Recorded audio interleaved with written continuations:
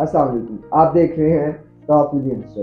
मैं जवाद शाह अपने कोर्स निशान बिन शफीक के साथ आपके सामने मौजूद हूँ। मेरे साथ आज जो शख्सियत मौजूद है वो किसी तारुफ के मोहताज नहीं, सर हनीफ साहिब सर। अस्सलाम वालेकुम सर। वासम जी। और उनके साथ ही साथ मौजूद है the great sir Nawaz sir. अस्सलाम वालेकुम सर। शुक्रिया जी। सर सबसे पहले आपके हाल अहवाल कैसे हैं? जी अल्हम्दुलिल्लाह बिल्कुल खैरियत से सर हूँ। आप कैसे हैं? शुक्र अल्हम्दुलिल्लाह बेटा, बिल्कुल ठीक, करम है मौला का। हनीफ साहब का मैं तारुफ करवाता जाऊँ, शायद पेशे के लिहाज से मुअल्लिम, बल्कि आज की दोनों पर्सनालिटीज हमारे साथ जो मौजूद है वो दोनों ही पेशे के लिहाज से मुअल्लिम है।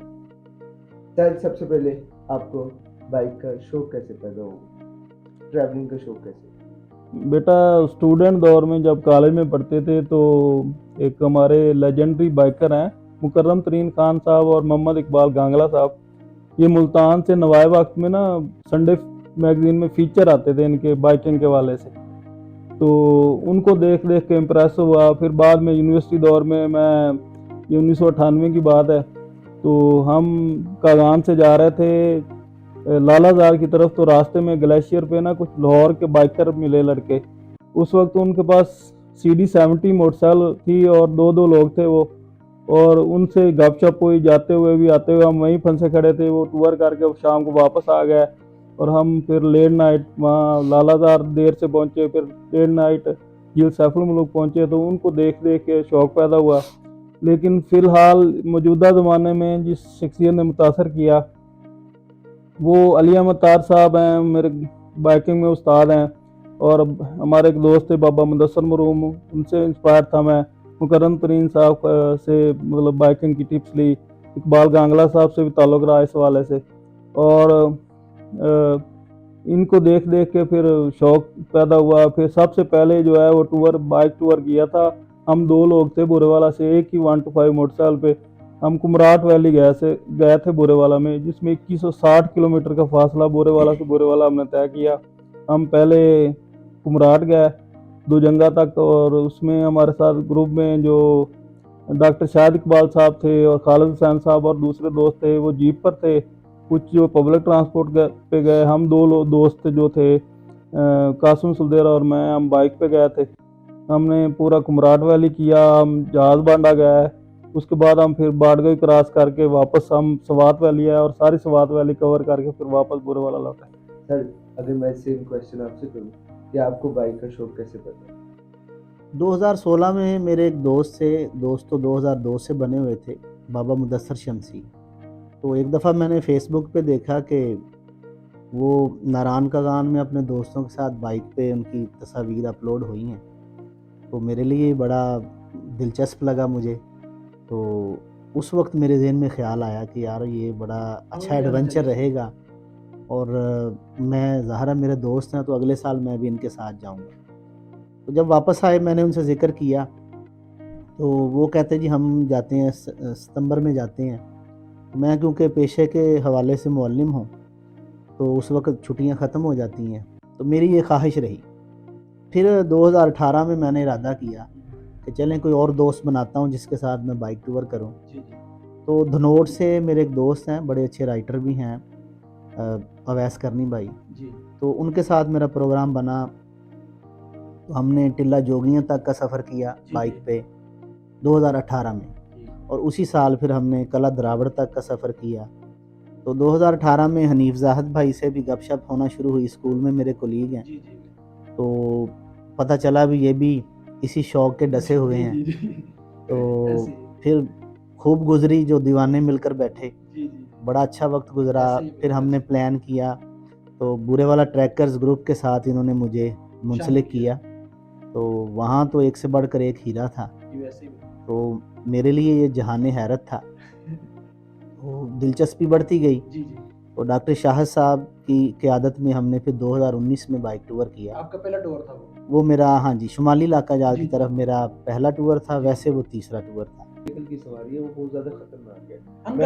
अनकंफर्टेबल मैं अपना एक वाक़या शेयर करता जाऊँ। मैं इसी रमज़ान में लाहौर से बुरेवाला मोटरसाइकिल पे आया, तो एक बड़ा एडवेंचरिंग मोमेंट भी था, लेकिन वो एक बड़ा यानी कि ना मुश्किलात का सफ़र था।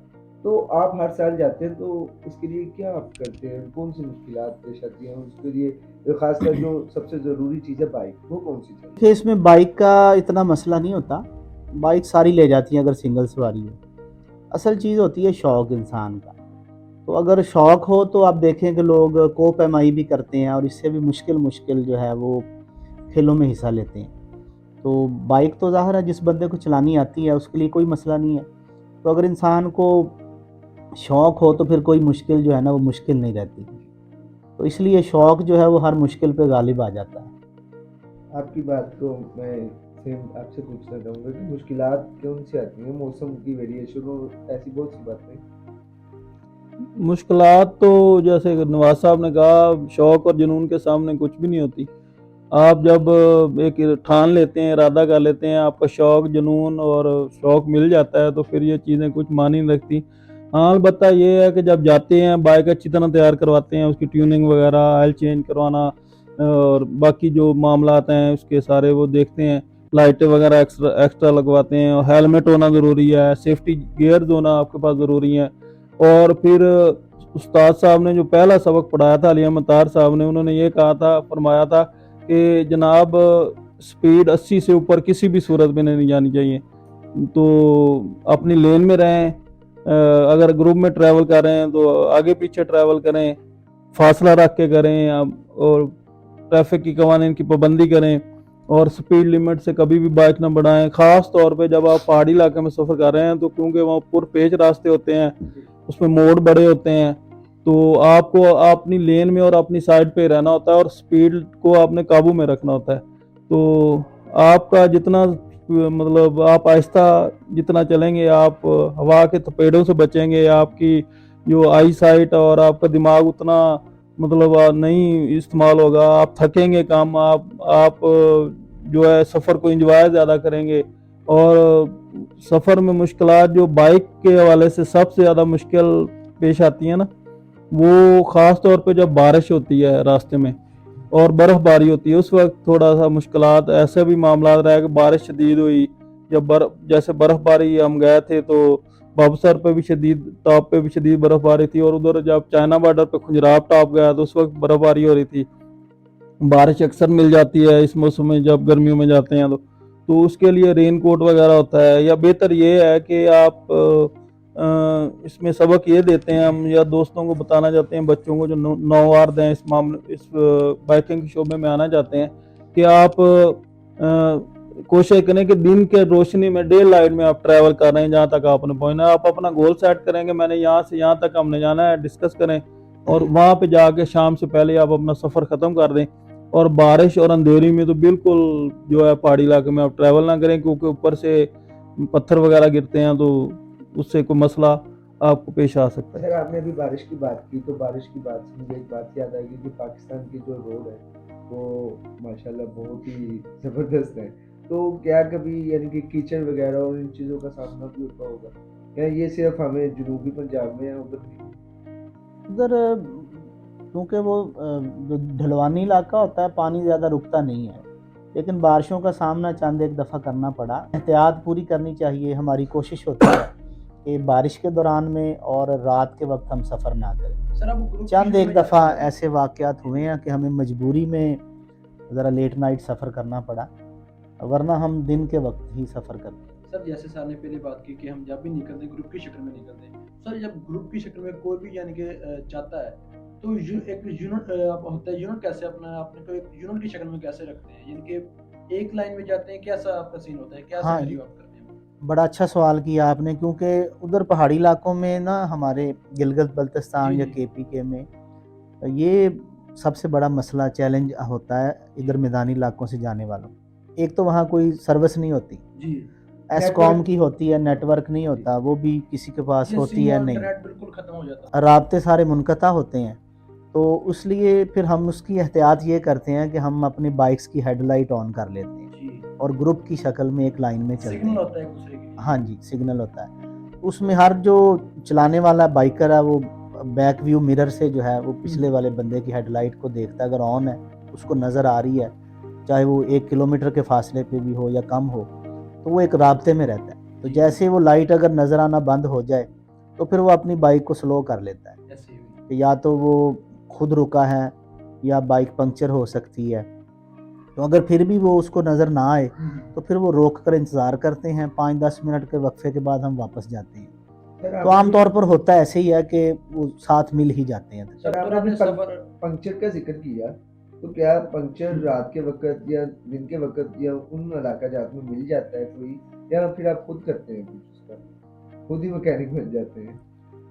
जी, बाइक पंक्चर हो जो हमारे पास सामान होता है हम खुद उसका पंक्चर लगाते हैं। तो बाकी ओवरऑल ट्यूनिंग श्यूनिंग की होती है हमने बाइक की, तो इतना प्रॉब्लम नहीं होता। मोबिल ऑयल भी हमारे पास होता है एक्स्ट्रा, तो अगर किसी की बाइक अगर कम कर रही है मोबिल ऑयल वो भी हम चेक करते रहते हैं। तो इस हवाले से हमारे पास प्रॉपर तैयारी होती है, तो ताकि किसी किस्म की परेशानी हो, पंक्चर आ जाए, हवा कम हो जाए, तो वो हमारे पास सारे टूल्स होते हैं, तो हम वो मेंटेन कर लेते हैं। सर इसी तरह आपके साथ मैं सवाल करूँ सर, नॉर्दर्न जो पाकिस्तान है हमारा, उसमें सिक्योरिटी के इश्यूज कहते हैं काफ़ी आते हैं, आप उसको कैसे टैकल करते हैं, कैसे उनके साथ यानी कि आपका रवैया क्या होता है उनके साथ? ये आपने बड़ा अच्छा सवाल किया। कश्मीर में या गिलगित बल्तिस्तान में या केपीके में सिक्योरिटी का कोई इतना ख़ास इशू नहीं है। जी जी। हाँ, अलबत्ता कुछ ऐसे इलाके जहाँ ऑपरेशन जारी रहे पिछले अरसे में, वहाँ कुछ हालात पहले गड़बड़ थे, अब कोई ऐसा मसला नहीं है। गिलगित बल्तिस्तान वाले और केपीके वाले लोग बहुत मोहब्बत करने वाले हैं, जी बहुत मेहमान नवाज हैं। जी जी। खुदा ना खास्ता आपको रास्ते में मुश्किल पेश आए तो आपको रिहाइश देते हैं, फुल खाना हेल्प करते देते हैं हैं, आपकी वो। आपकी पूरी हेल्प करते हैं और यहाँ तक कि आपको गाड़ी में लिफ्ट भी दे देते हैं, महफूज जी। मकाम तक पहुँचा देते हैं। इसके अलावा टूरिस्ट पुलिस गिलगित बल्तिस्तान में है जो मतलब गश्त करती रहती है रोड पे, और खुदा ना खास्ता आपको कोई मसला हो तो पूरी वो मदद करते हैं, आपका तावन करते हैं, चाय पानी का पूछते हैं, हाल चाल पूछते हैं, और किसी किस्म की आपको मुश्किल पेश आए आप उनसे रब्ता करें, वो उसको हल करने की पूरी कोशिश करते हैं।